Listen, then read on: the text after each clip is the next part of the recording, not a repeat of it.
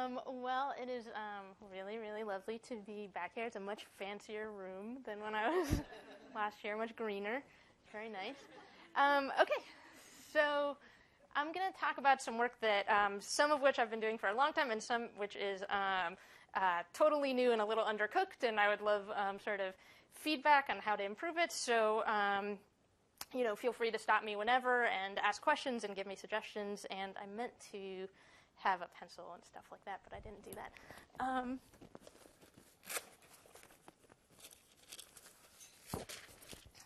All right, cool. Okay, so I'm going to be talking today about changes in kindergarten, and by way of motivation, I've been kind of collecting these various popular media types of accounts of how kindergarten is changing, and so this is from 2006. It's a cover from Newsweek, the new first grade, and it's talking about, it says, in the last decade, the earliest years of schooling have become less like a trip to Mr. Rogers' neighborhood and more like SAT prep. Less time on story time, finger painting, tracing letters and snack. First graders are spending hours doing math worksheets, etc. So kind of this account that kindergarten has become far more stressful. And just in the last couple of months, so this is, people have started sending me these accounts as they come up. So this was one from the New York Post, and it was about how a kindergarten had to cancel their end of the year show, and it was the letter that got sent home to parents is because they had to cancel it because they had to focus on college readiness, and so they didn't have time for the show. And here is one that was in the Washington Post. Again, an account from a kindergarten teacher who had been at it for 30 years, apparently a great kindergarten teacher who was leaving because she felt like there was too much of an emphasis on testing kids and things that she didn't feel were developmentally appropriate. So these are very recent accounts, but there have been these accounts for kind of decades about kindergarten changing, no longer having play in kindergarten, how that's happening. So there's a bunch. This one's from San Francisco about prep programs for kindergarten, so for kids to be ready when they go into kindergarten, having outside tutoring programs to prepare kids. And basically what I became interested in is to what extent that was coming from kind of a nostalgia about what kindergarten seemed to have been at some other point and how people sort of think about it, or was kindergarten actually changing? How much was kindergarten changing? And in particular, was there something unique about the recent period? Because in these media accounts, it's very much told as a NCLB kind of story, that accountability has come into play, and that third grade teachers are feeling a lot of pressures for their kids to achieve, and that over time that has really trickled down to earlier grades. So I was interested in, is there something specifically happening in recent years that could be sort of attributed to NCLB? And so what I'm going to show you today is basically trends, descriptive trends in how much kindergarten has changed on a number of dimensions. This is all going to be kind of teacher-reported accounts of what they're doing in kindergarten, what they believe young kids should be doing, how they are spending their time, and kind of how much they're having a focus on assessment. And then there's kind of a secondary piece around what is driving these changes, to what extent they have to do with accountability. But the piece that is new and that I'm excited about and is like I said, undercooked a little bit, is around a possible alternative narrative where rather than it coming from above and teachers responding to accountability pressures, there's also been a lot changing on the early childhood side, with much more emphasis on preschool, much more emphasis on early childhood as an opportunity to sort of foster young kids' development. So perhaps teachers are responding to kids coming into kindergarten with a different set of skills, and maybe that's what this trend is related to. So I wanted to start by sort of motivating a little bit why we should even care about what's happening in the kindergarten classroom. So this is a clipping from the New York Times when they had a bunch of researchers in a photo, so I thought that was an unusual and exciting moment. So this is the Project STAR, linking Project STAR to long-term outcomes and talking about the importance of your kindergarten classroom as a predictor for a whole host of later life outcomes, and suggesting that there's something very important about kindergarten experiences in explaining a whole host of outcomes later, but we don't know a lot in that study or in general around what it specifically was about the kindergarten classroom classrooms that mattered. So what was happening in those classrooms that ended up being so important for kids' development later, and if it really was that at some point kindergarten was focused on development and play, and those were the things that happened, perhaps we should be worried if we're moving away from those things.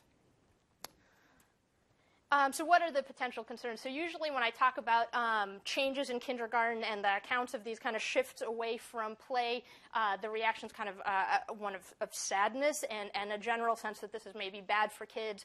There is this kind of term that gets thrown around a lot about what is developmentally appropriate for kids, and this idea that kind of a focus on academics may not be developmentally appropriate, that kids may not be ready for that. But I think mostly the concern about a focus on academics comes from thinking that it's pushing out something else. And so people feel, and there's growing sort of research around play and discovery and neurological relationships between kids' discovery time and their learning. And there's this idea that maybe this focus on academics is pushing out other types of things. And then there's also this idea that maybe it's creating a lot of stress for young kids, that asking kids to do something when they are 5 years old that they may just not be able to do makes them feel unsuccessful, makes them not want to go to school, and maybe sets them up on a trajectory where they're not very excited about going to school anymore, and maybe that has longer term implications, even though maybe if you just let them be 3 months older, those things would have come very naturally. So basically stressing kids out about something that potentially they could do easily in just a little bit of time. But there are also some reasons to think that maybe a shift towards more academic content might be beneficial. You might think, especially in the context of low-income families where there might not be a lot of exposure to literacy and numeracy at home, it might be very important to do this. So I think a lot about how we definitely seem to have a lot of support for preschool interventions, for interventions recently around language development in the 0 to 3 age, but somehow when we get to kindergarten, we think this should be about play and not so much about academics. But it's possible that investing in those things would be very important, particularly for low-income kids. And then there's a bunch of research that was done in the past 10 years or so by Greg Duncan and his colleagues, suggesting that of all the things that you look at in early childhood, kids' early numeracy and to a lesser extent their early literacy skills are the strongest predictors of various outcomes later on in life. And so perhaps those are the things we should be spending our time on. And there's kind of a bunch of places where this enters the policy debates, most recently in discussions of Common Core and what it means to have Common Core standards in literacy and math, and how much potentially that's driving other topics out, but it's been discussed for years prior to that, so there's always these discussions about where Head Start belongs, if Head Start should be part of the Department of Education or part of HHS, if it's really a literacy program or not. As preschools are expanding, there's a lot of debates around whether preschools should be expanding through the K-12 system and be linked to schooling with a focus on academics, or whether there's an importance to keeping them separately. And we've done some work about redshirting and why parents are doing that, and a lot of the responses from parents is around the fact that they don't think their kids are ready for the kind of stressful or highly academic experience that kindergarten is now, and they're keeping particularly their younger boys out of kindergarten, thinking they can't handle these kinds of experiences. Okay. Sure.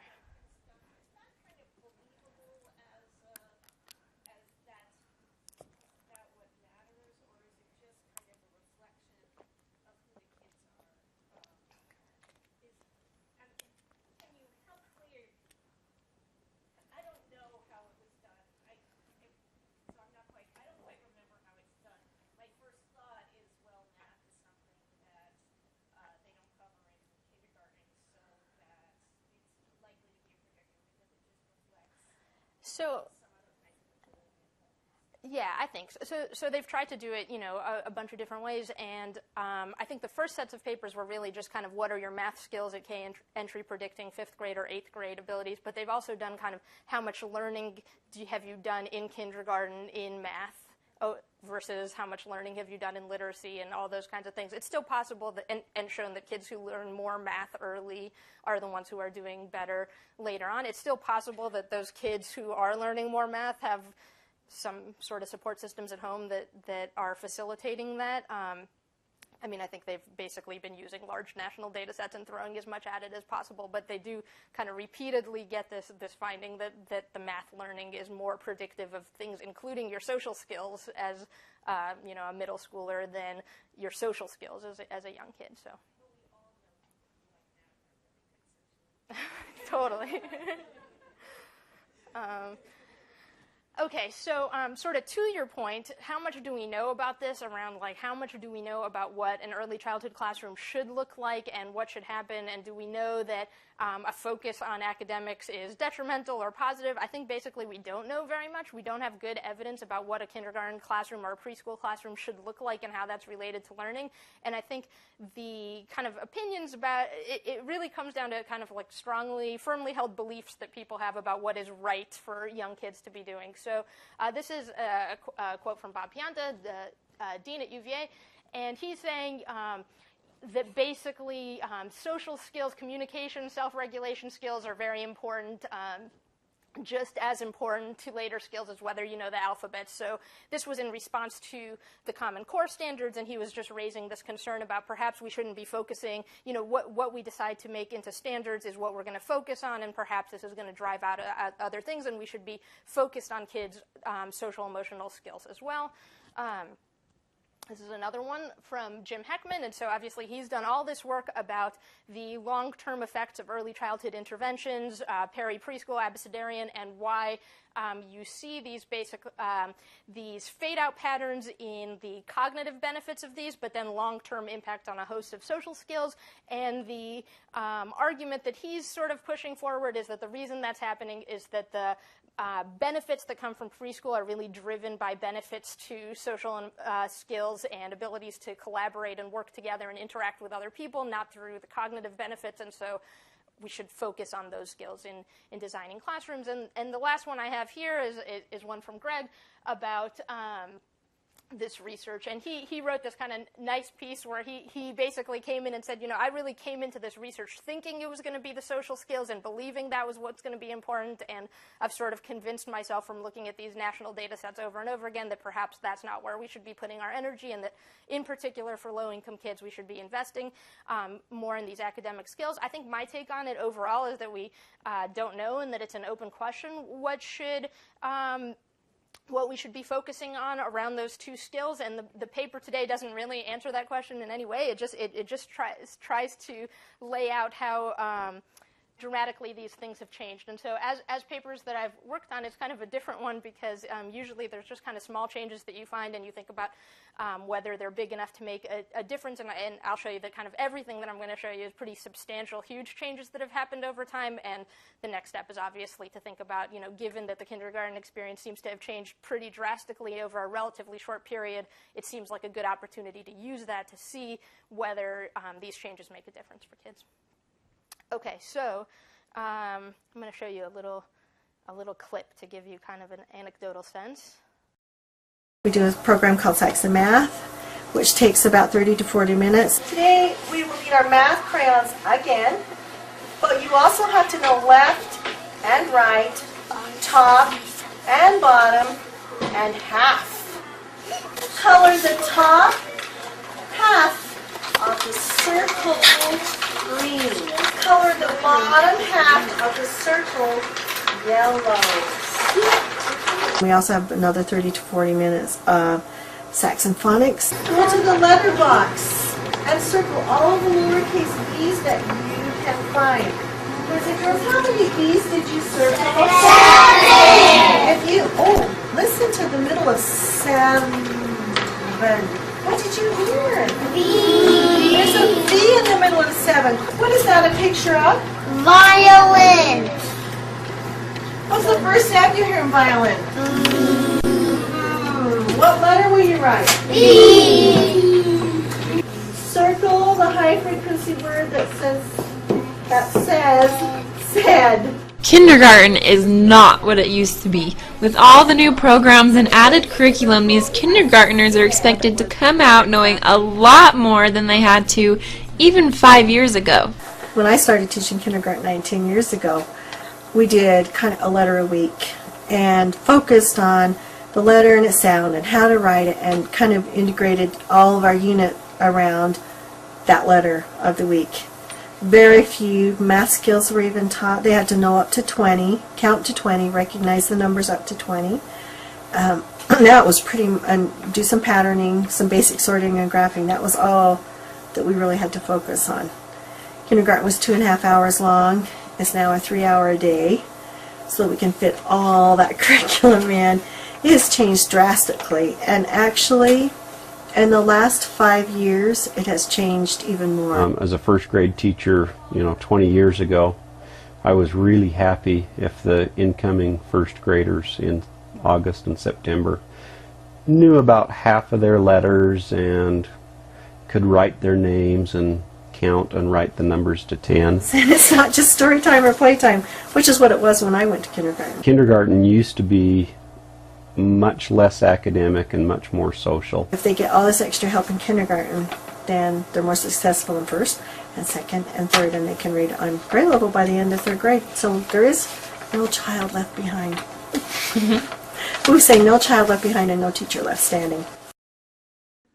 All right, so that gives you kind of the anecdotal version of the narrative around how kindergarten is changing, and basically as far as kind of empirical accounts of what's changed, the only one that existed was a report that was put together by the Alliance for Childhood. I think they had a particular slant because the report was called A Crisis in Kindergarten, so they clearly felt that there was a crisis in kindergarten. But basically they have an account based on surveys of about 250 teachers in New York City and LA about what they're doing with their time and how much they're focused on standardized testing and what kids are working on, and suggesting that these things are not developmentally appropriate. The biggest problem with the study is that it's just kind of a single, aside from the fact that it's just in a few locations, and it was just at a single point in time. So it really doesn't speak to this idea of this intensification of a focus on academics. So what we did is we've now used the various waves of the early childhood longitudinal study. So they're data sets that I think everyone in here basically knows. So they're large, nationally representative samples of data tracking kids, but they have a nice feature of interviewing their kindergarten teachers in a very similar way over time, so that you can use that to look at changes over time in kindergarten practices. So the first one, the first round of the ECLS data surveyed kids in 1998 when they entered kindergarten, and that one also had a nationally representative sample of kindergarten teachers. So all kindergarten teachers in the schools where these nationally representative sample of kids went were surveyed. And a nice feature of the surveys, they also then continued to interview teachers in first grade, and that was nice because then you can look at what first grade teachers reported relative to what kindergarten teachers are doing today and make comparisons of how much kindergarten looks like first grade looked a decade ago. The ECLS-B was a different kind of study. It was a birth cohort following kids from 9 months until they got to kindergarten. But when they got to kindergarten, there's again a interview with teachers asking the same thing. And then recently, the 2010 version of the ECLS-K was released and again asked the same questions. And so we have 3 waves, and I'm mostly going to talk about the comparisons of 98 and 2010 with a little taste of what happened in between. Okay, so how much has kindergarten changed? I'm going to start with these beliefs. So they asked teachers a bunch of questions about what they think is important for kids to know when they're coming into kindergarten, so at the beginning of the school year, and we sort of characterized them as being academic skills. So can they count? Do they know the alphabet? Can they identify colors and shapes? There's skills that we sort of grouped as regulation skills, so the ability to sort of focus and not disrupt and sit still. And then more about, can you get along with your friends? So take turns and listen to people and be sensitive to other kids' needs. And these pictures here are showing you between 1998 and 2010 the changes in what kindergarten teachers reported as being, to what extent the teachers agreed that these particular skills were either very important or essential. So the first 2 bars are showing you that about 20% of teachers thought that it was important for kids to know their letters when they came into kindergarten in 98, and now it's 50% of teachers who think that's important, and the pattern sort of consisted across the 3, where a pretty huge increase in what teachers think kids should know to do when they're coming in. It's important to note that relative to the other kinds of skills, the regulation and interpersonal, the academic skills are still sort of lagging behind. So most kindergarten teachers still think the most important things are around getting along with others and being able to participate in a classroom setting. And those have, all teachers in each wave of the ECLS data have said everything is more important. So things are just increasingly more important. But the changes are obviously much bigger for the academic skills than for the other ones, sort of suggesting a narrowing in kind of the relative role of academics to the other kinds of skills. Okay. This is asking teachers about the importance of preschool. So the first two bars are just how important is it for kids to attend preschool in order to be successful in your kindergarten classroom. And you can see there's kind of about a 20 percentage point increase in teachers finding it important. And then the second columns are asking teachers to what extent do you agree that kids who start math and reading when they're in preschool are going to be more successful in elementary school. And so kind of a big increase in teachers valuing early exposure to those skills. And the last ones, the ones that I think are sort of most striking for the teacher beliefs, on the left are to what extent you agree or strongly agree that kids need to learn to read while they're in your kindergarten classroom. And you can see that only less than a third of teachers agreed with that initially, and today it's 80% of teachers are thinking that kids need to learn to read while they're in their kindergarten classroom. So a real shift in kind of the expectations of what teachers think should be happening. The second ones are just a 10 percentage point increase in teachers thinking that homework should be assigned every day. So just kind of a different perspective. Okay, so those are their beliefs, and then I'm going to shift to talking about what they're actually reporting they're doing with kids, how they're spending their time. And so first, this is not actually answering that point, but I wanted to highlight that over this time period, there's a big increase in just how much kids are going to kindergarten at all, or the length of their day, rather. And so in '98, about half of kids were going to a full-day kindergarten program of kids who went to kindergarten, and now that's 80% of kids. And so kids are, and a full day of kindergarten is kind of like a 5 hours or more. And so a big increase in a long full day of kindergarten, which has some implications for how you might think they're spending their time. Yeah?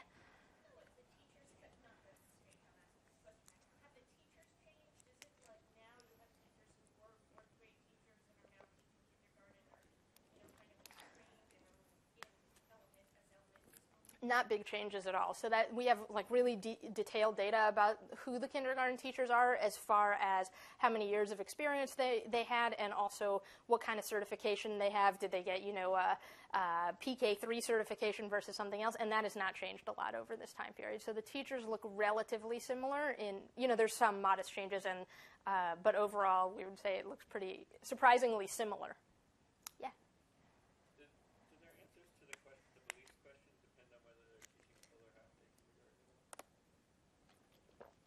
Yes, a little bit.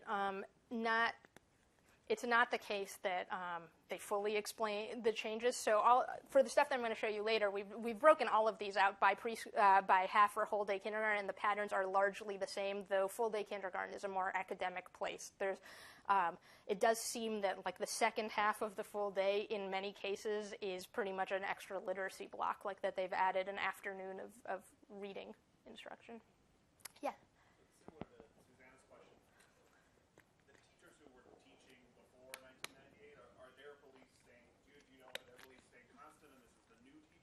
So there is, not totally, but yes, there is some of that. So teachers who are less experienced teachers, who presumably were kind of trained during an NCLB sort of period, are more likely to value kind of academic skills than teachers who are more experienced.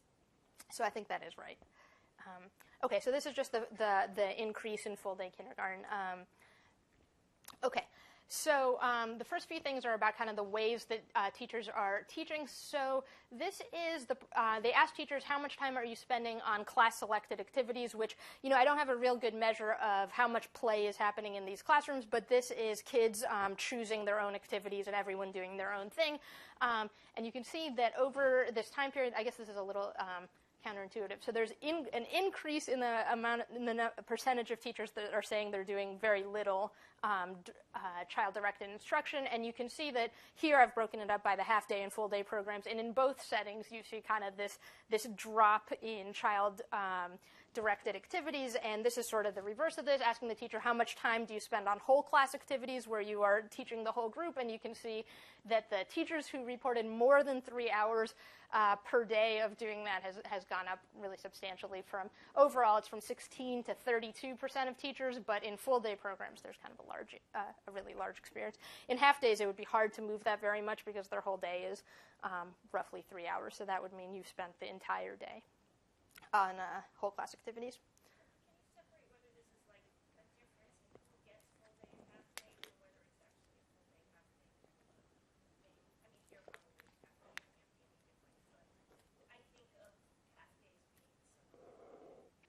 So that's very much true. So the full day programs are much more likely to be low income kids and minority kids than the other programs, and they're more likely to be kids who are performing lower on these skills. And so I think yes. And in general, like I said to Sean's question, I think the full day programs in some part have been like sort of motivated by kind of a desire to have an intensive literacy block added on for those kids.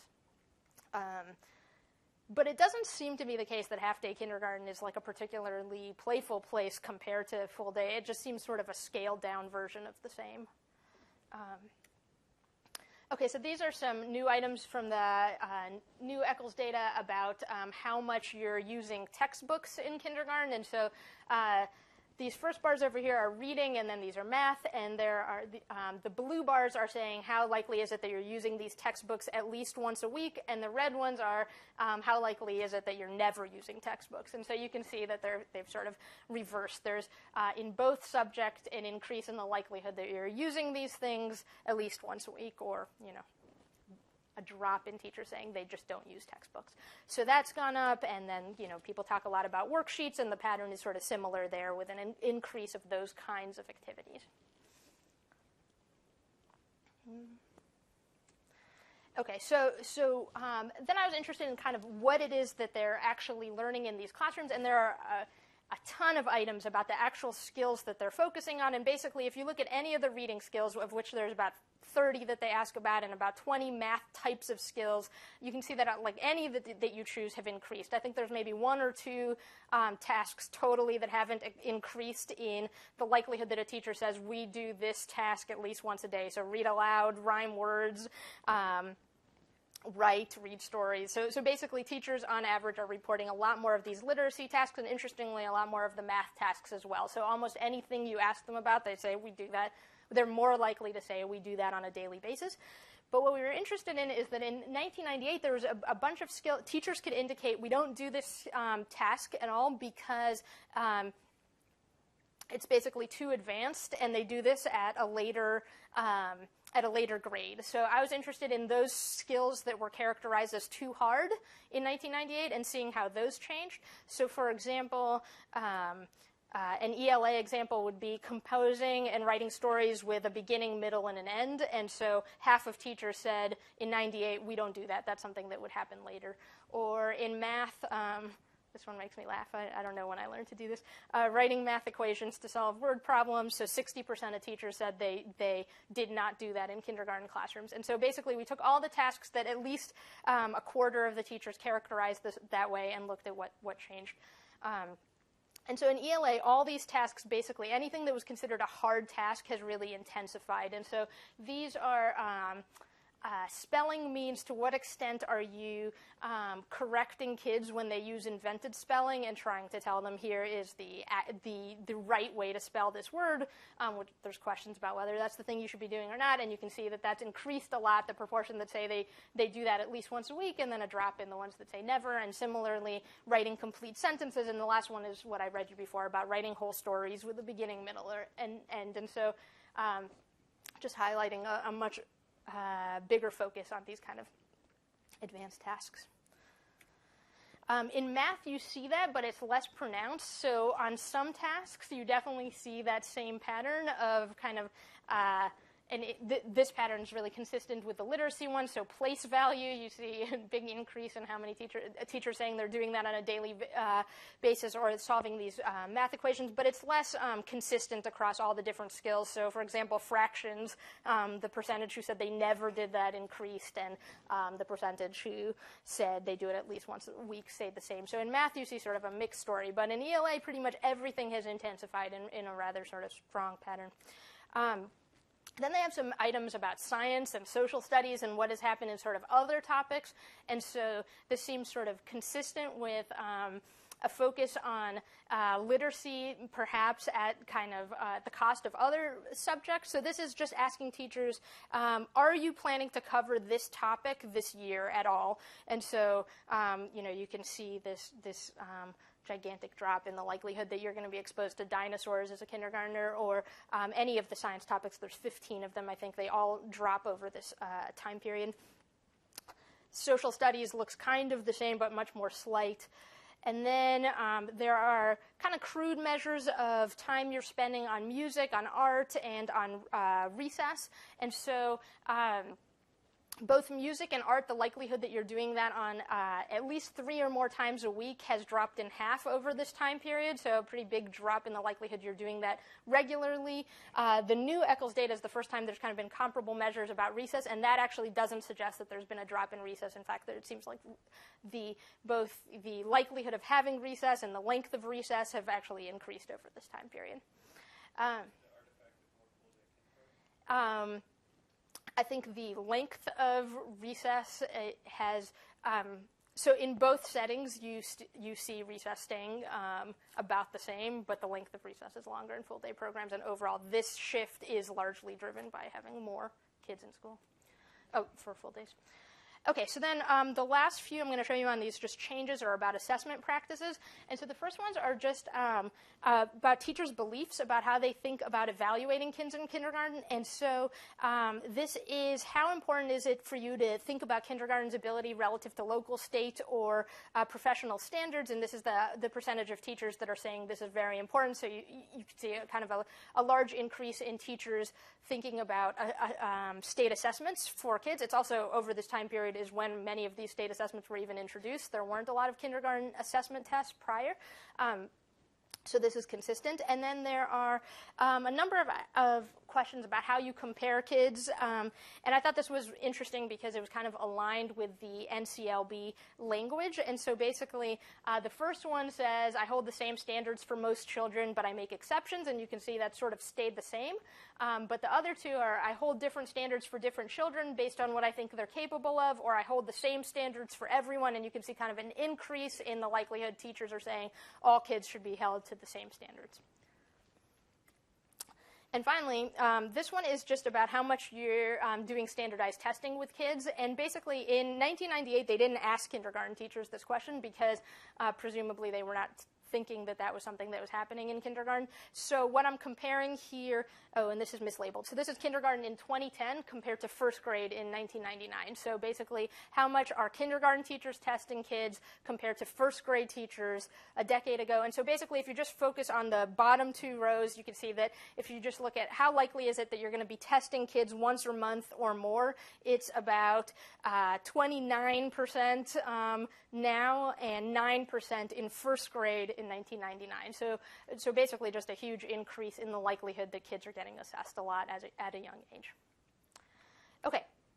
So basically, to sort of recap what that piece of the study showed, I think over a relatively short period of time, at least based on what teachers are reporting, there's been a pretty big change in what kindergarten teachers expect of kids, in how they're approaching teaching kids, and in kind of their reported time use. And there's some evidence of a drop in other types of, in sort of non-literacy topics, social studies, science, art, music, and kind of these child-selected activities, more focus on tests and assessments. And what, yeah, please. Have people looked at the actual standardized tests for like first grade 10 years ago, kindergarten now, to see if there's comparable or skills are moved down, that sort of thing? No, I don't think so, but that's a good question. So basically, do the kindergarten assessment tests that are getting used today look like first grade assessments? No, but actually there are these reading textbooks that get used that are kind of like staggered and rated for developmentally where should kids be at different grades and ages. And recently, one of the biggest publishers of these textbooks shifted like a textbook series that was always leveled to be the first grade books. They just changed those books to be the kindergarten books, so changed kind of where they were targeting literacy. And their explanation, which was interesting when they sort of made the change, which kindergarten teachers responded to sort of negatively, I think, was that they thought that kids were coming in knowing a lot more literacy already, and that what they were once calling the first grade literacy text needed to change. So that's kind of consistent with what you're raising. Okay, so basically we were interested in thinking about to what extent this is kind of driven by accountability pressures and trickling down. So there isn't a lot of research already, so I was kind of interested, what do we already know about accountability pressures influencing untested grades, and particularly early grades? I think we basically don't know that much about that. I think that Brian Jacob has a paper showing accountability pressures leading to preemptive retention in second grade, so holding kids back so that they don't enter third grade. And then Sunny Ladd and Susanna and Demetra and Jason have these papers showing that accountability pressures have led shifting of teachers from low value added teachers getting shifted into early grades. So potentially there's some kind of evidence that accountability has had influences on the experiences of young kids. And Jennifer Jennings has this kind of very cool qualitative study about accountability pressures, and in there she has I think some of the really nice qualitative evidence of this stuff. So she spent some time looking at accountability pressures, and this is just a quote I think is interesting. Carolina and I are standing in the hallway talking as a lower grade class approaches. The students are returning from lunch and boisterously talk and push each other. Carolina scowls and then says to me in a lowered voice, "You need to see the previous grade because it's playtime down there, and how am I going to get my kids up to speed for the text if that's what's coming up to me? If you go downstairs and you look at the bulletin boards, it's all cutesy, artsy, crafty stuff. I don't see any writing, not even letter formations. It's just putting your handprint on and making butterfly rings. I really don't think they do much to prepare them."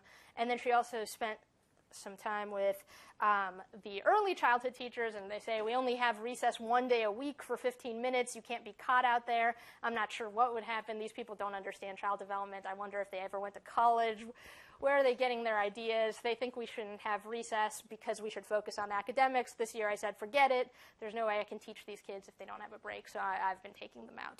So basically there's, I think, suggestive evidence that would make you think that perhaps accountability has driven some of these changes.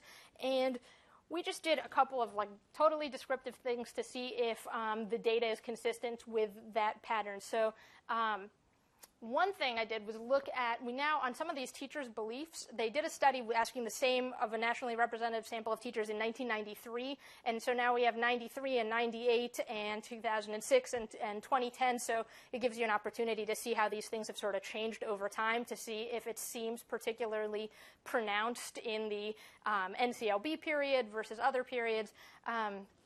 And the other things we tried to do, which I'm not going to spend too much time on, is try to make comparisons between schools that you would think should be more or less responsive to this. And so basically comparing changes in public schools versus private school, thinking that the public schools should have a stronger response to any of the accountability changes, making some comparisons of low-performing schools versus high-performing schools, thinking that if you were a school that failed AYP, you might be more responsive to these kind of changes. Things like that. Yeah. If you already mentioned this, I missed it, sorry. To what extent have the standards themselves changed in kindergarten? I think they've changed a lot in the sense that in many states they didn't exist in '98 and only were introduced in the interim of this time period. Yeah, if you looked at that, I mean, I was thinking of that also when you were showing the sort of different patterns across different math practices that the teachers are doing. I was kind of wondering, well, which ones correspond with the standards?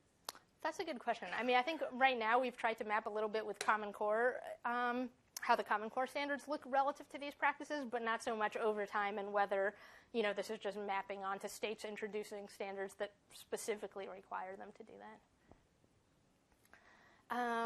Okay, so just some pictures. So these are showing trends in these variables that I showed you at the beginning. So that blue line on top is showing attending preschool is important for kindergarten success. And you can see that it's pretty much perfectly a straight line over this entire period. And I would say that for the most part, they all seem to be upward trending. I think the red line, which is it's beneficial to start academics in preschool, seems slightly consistent without having been flat initially and rising. But for the most part, I would say that it looks like these have been sort of increasing over time. These are the beliefs about regulation and social skills, and these actually are kind of interesting because they do seem like during the period that would be the most NCLB focused, there's kind of like a reduction, they're increasing over the whole period, but there isn't much of a change during that period, and then almost like a return to those interests in the more recent period.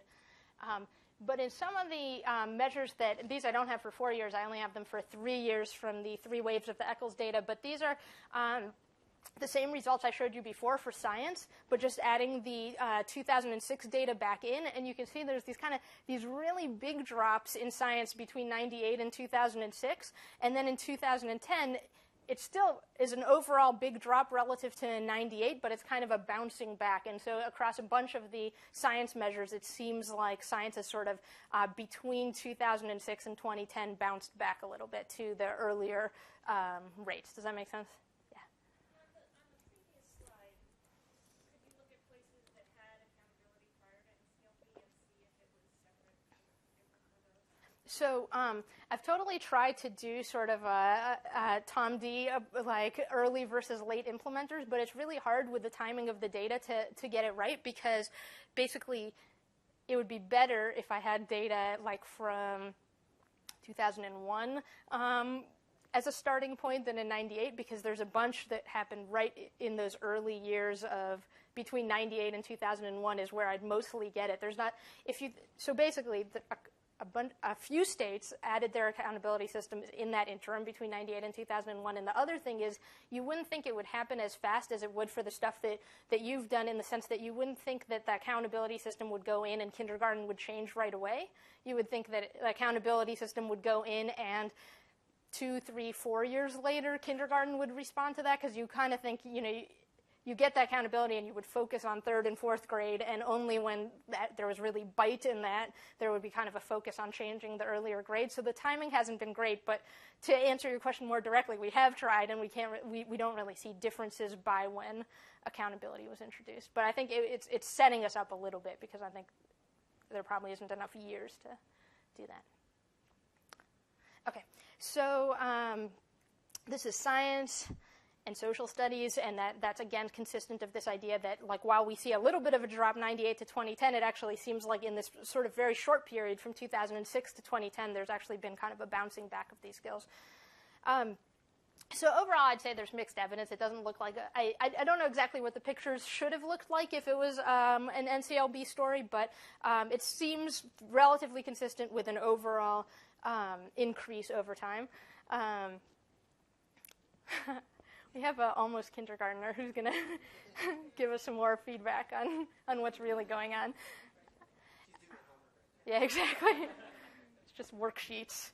And we also did these difference and difference analyses that we've only done for 98 to 2006 so far, and I don't actually have the results in the presentation, but basically what we see is that almost all the variables I showed you, the changes were significantly more pronounced in public schools than in private schools, so that you see, and that would be kind of consistent with the story that public schools are facing these pressures and are responding. When we looked at low-performing schools versus schools that weren't sort of tagged as low-performing by AYP, those low-performing schools had substantially higher increases in time spent on literacy tasks relative to other schools, which is consistent. But on all the other kind of measures, there weren't differences across schools. And if anything, it seemed like the changes were being driven in the other direction, where the more highly performing schools were the ones where the beliefs were changing more. And so in general, it seems like in '98, schools serving low-income kids and minority schools were much more likely to hold these academic beliefs in the first place, and over time, these have become more kind of commonly held beliefs across all schools rather than intensifying in those schools. Okay, so I wanted to do that fast because mostly I wanted to show you a few new things about alternative explanations and what else could be happening. And so basically, over the same time, there is heightened investment in early childhood. There's increased enrollment in state preschool. There's quality rating systems. There's new regulations to improve preschool experiences. There's investments in parental interventions. There's a lot happening in kind of the early childhood side of this. And so I'm not trying to say that as a completely separate thing from accountability, because in some ways the expansion of state preschool has been a response to accountability pressures. But basically, I was interested in potentially these early childhood things have happened that have led kids to come to school with a different set of skills. So here is an article that I thought was interesting from Harvard saying kids haven't changed, kindergarten changed. And in this article, they basically are reporting on the study that's arguing that developmentally there hasn't been something that has changed over time in what kids are able to understand. So certain concepts are kids can only grasp at particular ages, and that hasn't seemed to change over time. And they give all these examples, like when can a child draw a triangle or something like that, and how you can only do that at certain ages, and that hasn't changed. And so we are changing curriculum, but facing similar kids, and that is kind of the developmentally inappropriate curriculum argument. So what I wanted to do now that the new wave of the ETLS K has come out, they have a bunch of measures about what kids do and don't know at kindergarten entry. And I was just kind of interested in saying, not so much do kids now, are they able to draw a triangle at an earlier age or something like that, but on these things that you might think you could teach kids in a preschool setting or at a home setting early, do kids know more today than they did in '98? And so for now, what I have is just teacher-reported measures that the teachers describe in the fall of kindergarten across these two waves of data. So soon there's going to be a release of kind of these direct, basically a way to equate the direct assessment of scores between '98 to 2010 to more explicitly test whether kids are on tests showing different kinds of skills, which will obviously have benefits over these teacher reports. But for now, these are teachers reporting things like, can a child easily name all the letters of the alphabet? Can they read a simple book? Things like that. And in math, can they solve problems? Do they know their numbers? Things like that. And basically what the teachers are reporting is on a scale of no, they're not doing that yet. They're starting to do it. It's in progress. They're getting there, or they're proficient in this skill. And so this is totally half-baked, but I'm going to show you a bunch of pictures of what teachers are reporting kids are able to do. And sort of to summarize, on all the skills that they ask, we see kind of like this big shift, not big, there's a shift in teachers' reports of what kids know at kindergarten entry. So the way these graphs work is they're basically, the blue bars are showing you what teachers in 1998 reported the kids know, and the kind of clear just boundaries are showing how it looks now, or in 2010. And so this is, remember, going from 1 being not yet to 5 being they're proficient, and you can kind of see that there's been sort of this shift, this reversal of the way the pattern looks, where, about a 10 percentage point increase on this bar of they're proficient at knowing the names of letters, and kind of that's driven mostly by very few, or a drop in the percentage of kids getting rated as just not yet or beginning. Yeah.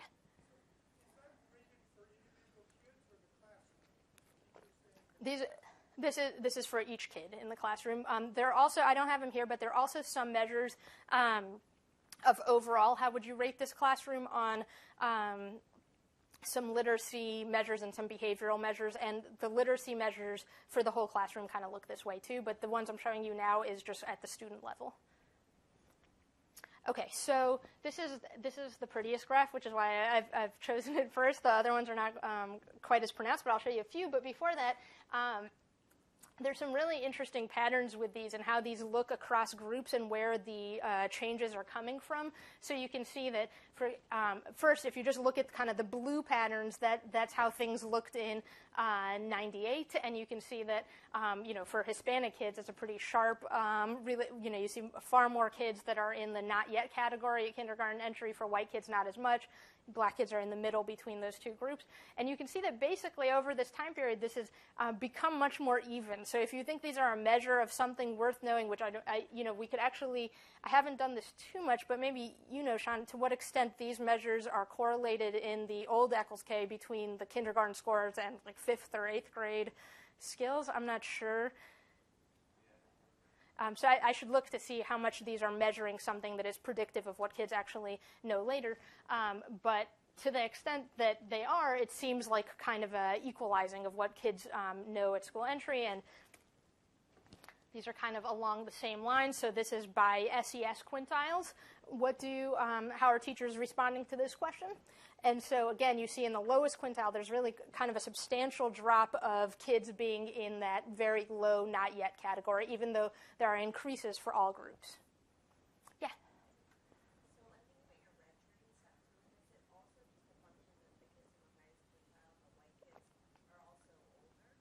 So that's a good question. And so I'm just showing you kind of like the totally, just kind of the means here. But when we put it kind of in a regression context and put in kids' age, that doesn't, that's not what is driving it. So accounting for age isn't at least all of it, or does not seem to explain any of it, really.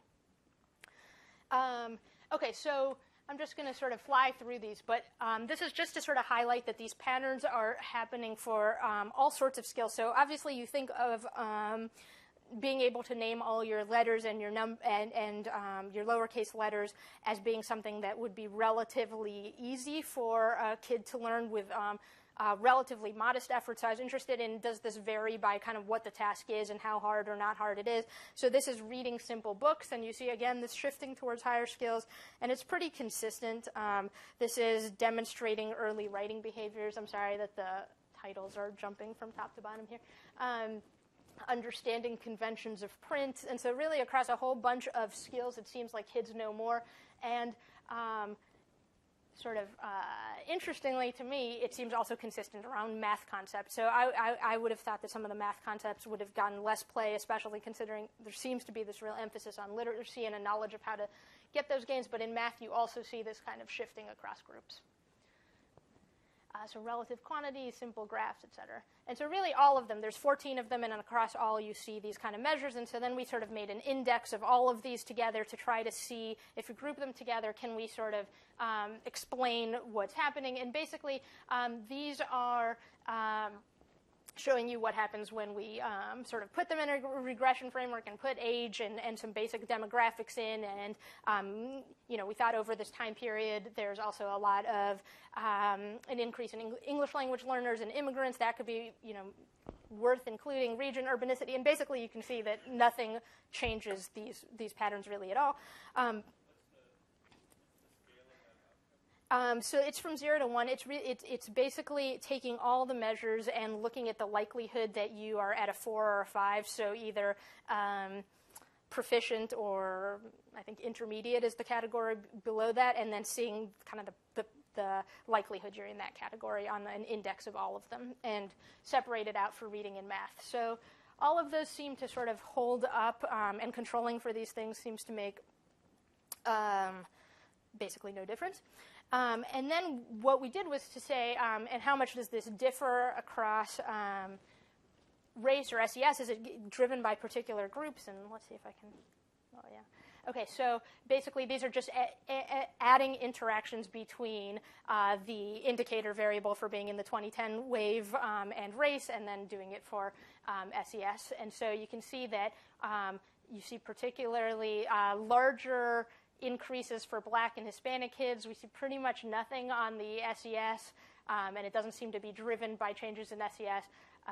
And here in math, you also see you see it only for the interaction for blacks is significant, not Hispanic. But if we run these sort of the reverse of these, the likelihood of being in the bottom category, the not yet or beginning, you do see a pretty big increase for Hispanic kids too, where they're not quite making it to the top category of being proficient, but they're leaving the lowest category of not knowing these skills at all. Okay, so this is at the beginning of kindergarten. What do you know when you're coming in?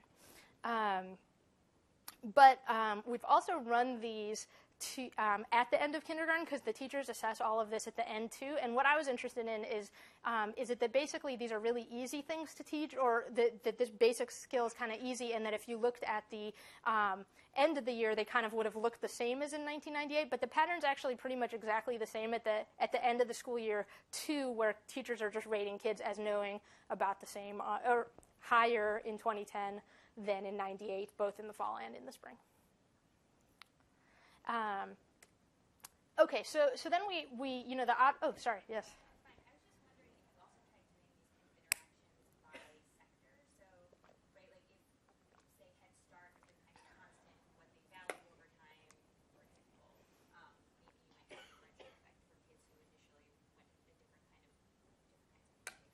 Yeah, so that's kind of where we're headed. We haven't done too much of it, but basically we tried to figure out what is driving these changes, and the obvious thing that you would think would be driving these, or at least to me what seemed obvious, would be the expansion of state preschool.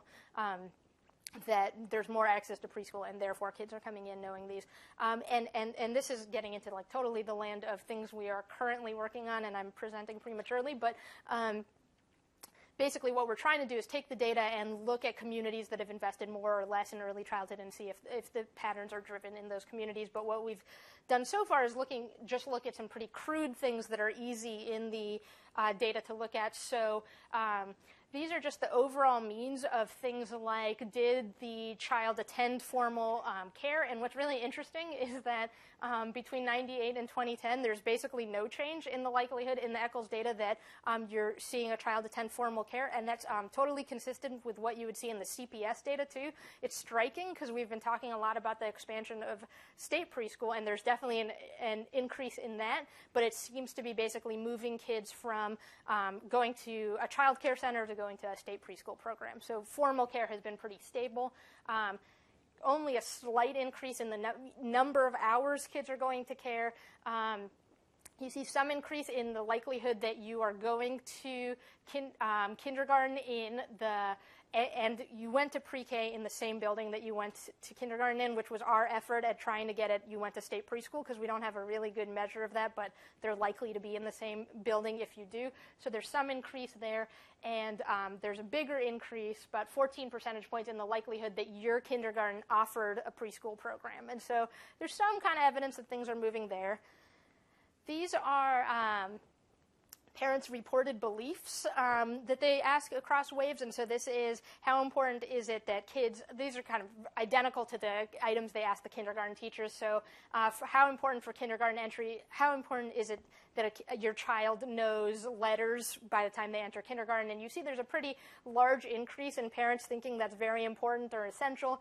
Similarly for math, an increase in parents believing that it's important for their kids to know how to count when they're going to kindergarten. And then there's these items about what you are doing with your kids. So increases in the likelihood parents are reporting reading to their kids every day, telling stories to their kids every day, going to the library. And so there's these changes, and some things about this table that I'm not mentioning.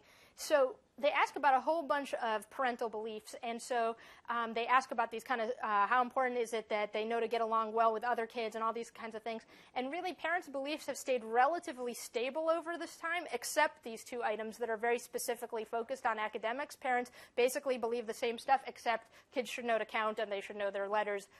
Parents are more likely to agree with that. And similarly, on the parenting practices, there's a pretty long list of things they're asking parents about, including how much do you cook with your kids, or do sports with your kids, or do a variety of like building activities with your kids. There's a kind of a long list of items that they're asking about, and I've sort of highlighted these because these are the ones where we see change over this period, where you see parents being way more likely to, or not way more, but an increase in the likelihood that parents are saying they're spending their time or hold beliefs that are kind of focused on literacy. So we were kind of interested in this issue of perhaps including these might explain some of the patterns in what kids know. And I should also say that while I'm not showing them here, all of these very systematically across race and SES, where you see these particularly large increase in these measures of like parents investing in literacy in low-income households and black households, which was kind of counter to kind of what I expected going into this, where I thought that it might be actually sort of driven by Sean's research. I more thought that it would be in medium and high-income homes, people are investing increasingly in their young kids, and they are, but it seems to be more pronounced in those households. Okay, so far we've tried to just basically run those same regressions I showed you before and account for these demographic controls, these preschool variables, parent beliefs, home activities, any of these various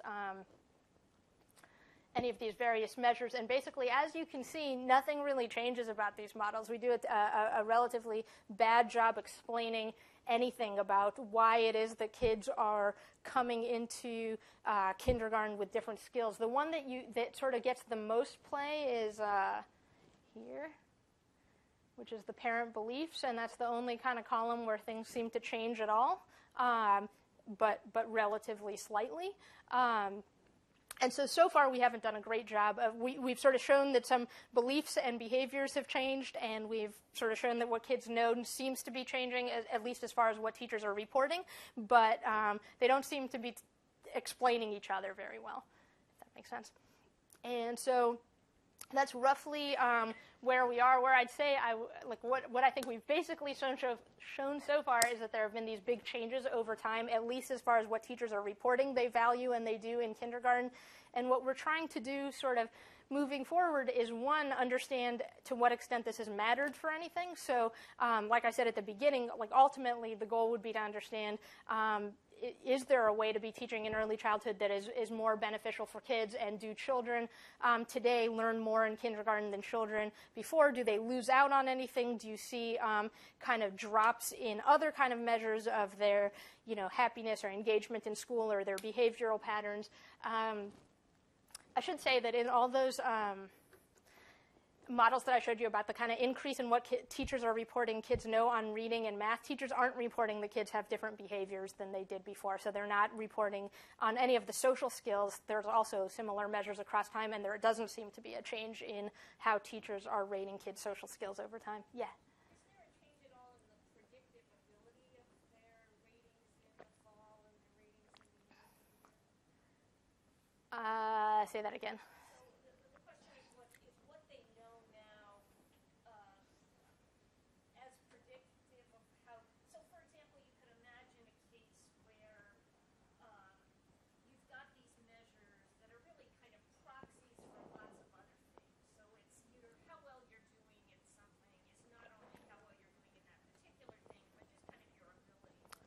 Yeah. But once you focused on those kinds of things, it becomes very much, did you learn the alphabet or something like that. And so if that's what it is, I would expect that to be not as predictive of how much they learn in the long run as it used to be. And so I was just wondering if you've seen any changes. We haven't tried, but we could see that. So basically you're just saying, is whether you know the alphabet a worse predictor now of how much learning you do total in the kindergarten year? Yeah. You could also imagine would be the case if what you're teaching them is what you were talking about, where you're teaching them something that they could pick up more easily later on, and so you'd see less of the predictive. Yeah. So, I think two things. One, we should definitely do that and check. And two, I think a lot of it, I have a lot of questions about what we're measuring right now because it's the teachers reporting, and they obviously have different things on their minds than they did in 98 from how they're answering everything else about how they're spending their time. So maybe they're just more attuned to literacy than they were before, and they didn't really know how much the kids knew their letters because they weren't asking them that before, but now they're spending a lot more time thinking about it. So I think when we have the direct assessments of what kids know, I'm interested to see if this even holds up at all. Like, is this really just a teacher's perception thing, or do kids actually seem to know more over time? So basically, you know, I'm interested in how much the changes in kindergarten have led to differential amounts of learning in kindergarten now, and also sort of long term. So the first wave of Eccles kids are about 21, and the ECLS-B kids are 13. So they show up in, you know, NAEP scores and in other sort of longer term outcomes. And if you think that this really mattered in some meaningful way, it's sort of like chatty kindergarten is very important for learning, you should see something later on, which we haven't done, but I'm curious about whether changes in kindergarten could have mattered for longer term outcomes for kids. And then you know, sort of where my head is more is around understanding changes in whether kids really know more at kindergarten entry, and whether that can be attributed to sort of policy amenable things. And so trying to figure out if any of this is driven by preschool, or changes in differential changes in what preschool parents are doing with their kids over time. And that's about it. Thank you.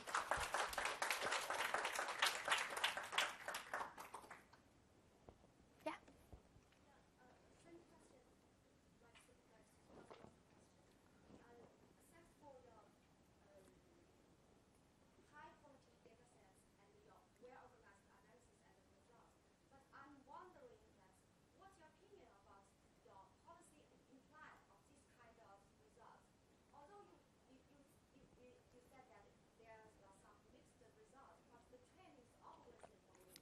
Yeah. But in China, although I'm not familiar, I'm not focused on preschool education, but I know in China we are doing the same thing, but totally on the opposite direction.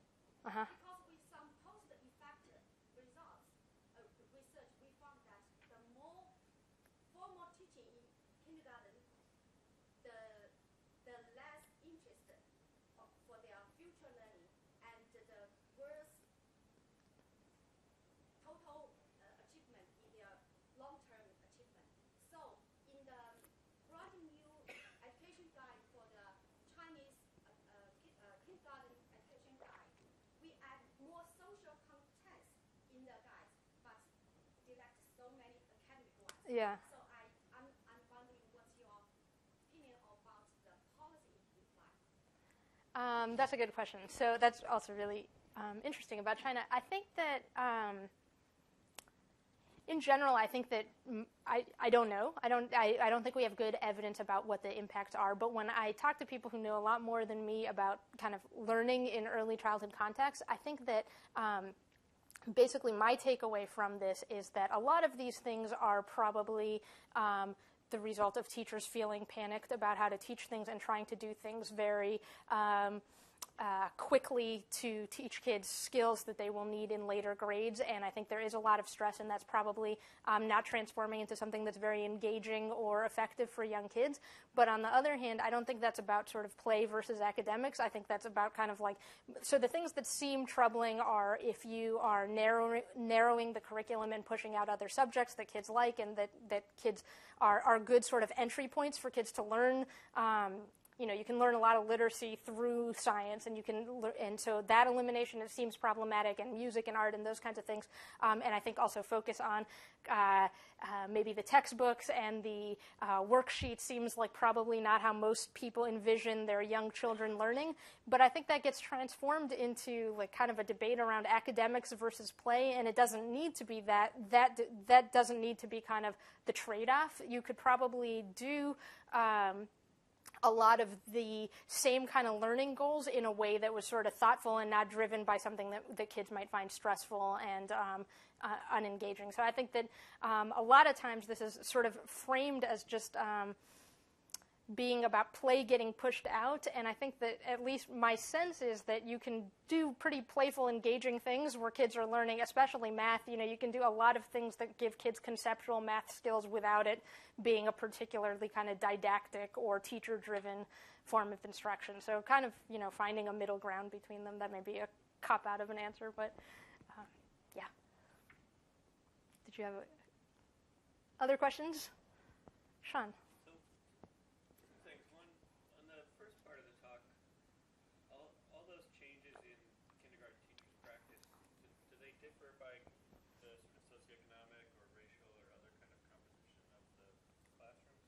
Yeah, they do for sure. And so basically, at a cross-sectional level, classrooms that are serving more low-income and minority kids are more likely at both time points to have the whatever you'd frame as the more academic. So more of the literacy skills, more of the math skills, and more of those beliefs about what to expect. And so those were and remain more sort of ingrained in classes serving low-income kids. But then as far as the changes over time, it's almost like that it suggests that things other than literacy, which has increased more in low-income schools, the focus on literacy, the beliefs and a lot of the kind of focus on testing, and it's kind of like a narrowing where you see the schools serving white kids and higher-income kids holding the changes have been more pronounced in those schools.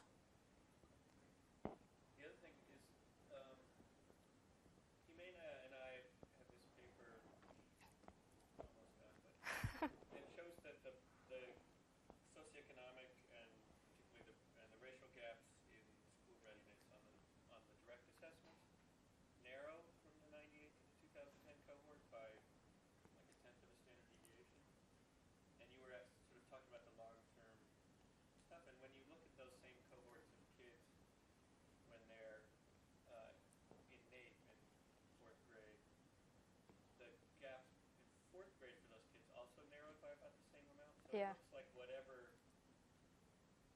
was producing the narrowing gap in kindergarten entry persists,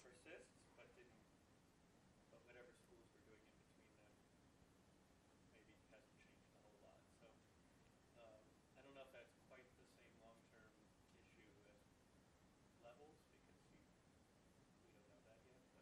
But there does seem to be something persistent about the yeah, which is really interesting, because then that would suggest that it's not so much driven by kind of the changes that I show in kindergarten are probably not making that much of a difference to gaps, but maybe these other changes that are happening before kindergarten are. But they might be making a change to levels if those kindergarten practice things aren't changing that differentially between high and low income kids or white and black kids, which is why I was sort of asking the first question. Yeah, so I'm trying to think of how that would play out. So if everyone's kind of ratcheting up their literacy stuff in kindergarten, that might not affect the change in the gaps over elementary school, but it might just change the levels. So I think we won't really know for a while. yeah, that's interesting. Yeah. So I love I think it might be related to this. I love the parent results in here. I think that's something that I wasn't expecting, and I'd love to get a sense of where it's coming from. So do you all know if it's driven by parents whose kids go to state preschools, or which you can't identify, or if it's driven maybe by parents who have older kids who might have been exposed? No, but I like both of those, and we haven't tried to.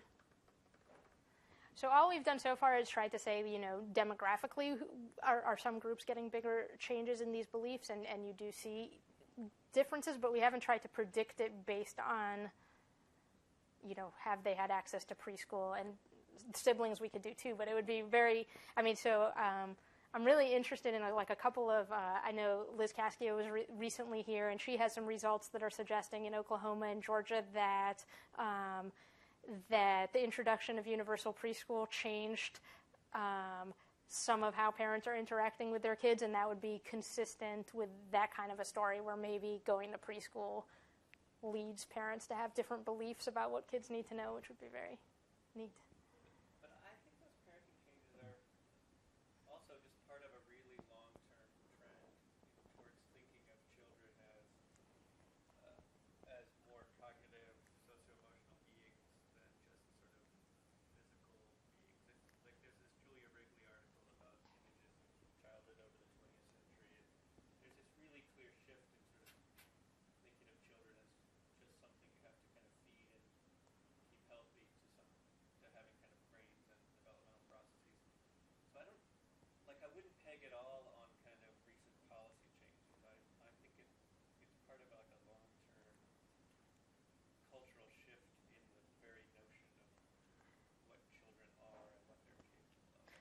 Yeah, I think it's really interesting, and so, I mean, as I've talked to you about, so I'm trying to now build something that would be at least a longer panel, so like mid-80s onwards on the parental beliefs to see, is it sort of like some of the graphs I showed you today that's just like a constant increase over time, or are there particular periods that have been pronounced, and then for specific subgroups, does it seem like, did this start more in high-income families and now is hitting in low-income families versus some other pattern? Erica? A related thought that there's rhetoric in the policy sphere, but also elsewhere about sort of maximizing every child's potential, and even you could frame it as kind of living in the zone of proximal development if you wanted to go to the more classical notions of appropriate child development. And I'm wondering how we separate changes in culture and belief from what is sort of developmentally appropriate in a somewhat more like concrete sense. Like when you get all of these results, how do we know what to make of them? So you mean how do you define developmentally appropriate, and how should I think about whether this is bad news or good news? So sort of I don't know, but I think that when I read about the developmentally appropriate practices, I really went into it thinking that some psychologists had a very concrete sense of what kids should learn at different periods of time, but I think it's kind of been a fluid definition over time what is considered developmentally appropriate, and it reflects those cultural norms more than some sort of, I think these kind of, what that Harvard article was talking about like the ability to draw a triangle, I can believe that there's some innate things that happen at different developmental stages, but whether you want to teach kids letters or not is probably a societal preference more than not, and we don't know very well whether it makes a long-term impact for kids. So, I think overall you would know the answer from that when you could see long-term impacts of these changes on both on all the kinds of things we would care about long-term, so both the kind of emotional development of kids and other kinds of long-term school success types of measures. Does that make sense to you? I'd be interested in what you think. No, that makes a lot of sense, and I think there's this tendency to look at a book titled Developmentally Appropriate Practices and take it as the word, and it would be nice to unpack it. It's more careful. Yeah. Julie, did you have something? I had a follow-up to Susanna's question about teachers and whether or not you have any kind of data. Are teachers, kindergarten teachers, getting differential levels of curricular support with these kinds of shifts? And that, I'm just thinking that might be related to the increasing worksheets too, because if they're being asked to teach things and they don't actually have any support in how to teach them, they might be more likely to just give a worksheet, and that might actually be better. Yeah. Something they don't know. So that's a good question. All we've done so far is look at things like how many classes have you, like before becoming a kindergarten teacher, how many classes did you have in math, in teaching kids math or teaching kids literacy? And like I said before, there isn't a big change in the preparation of teachers in that way, but you're more wondering around like kind of what kind of professional development are they getting once they're in the classroom, and are they getting not enough? Are the new curricular materials that they're using, do they have like an educative component to them so that the teachers are learning more about early phonics or something like that? Yeah. No, that's interesting. I don't know. Other thoughts? Do they interview the principals in ECLSK? They do. Is there anything interesting about like the school policy or stuff from the principal survey? Look, what would be something interesting? There isn't a lot. It's mostly structural around what grades they're serving and what kinds of kids they're serving. Well, maybe some of the stuff Julie's asking about, or in terms of their sense of accountability pressure, because most of these would be like K-3 schools or K-5 schools. So actually, I think there are some of those measures. That, see if you see bigger changes in both changes in that overall, but more changes in teacher practices in places that feel more principal report pressure. Yeah, I think actually maybe, and as you're saying that, there are items in there too that are kind of about access to professional development, but also teachers' sense of autonomy and teachers' sense of support in the school, kind of similar to the schools and staffing survey items about teachers' sense of ownership of the curriculum, and are they picking what they want to teach and how much. They ask them some questions that we probably should have looked at already that say things like, are the standards at this school higher than you think most kids are capable of, or things like that may get at some of this. Daphne, you are our last speaker this whole year, so Thank you.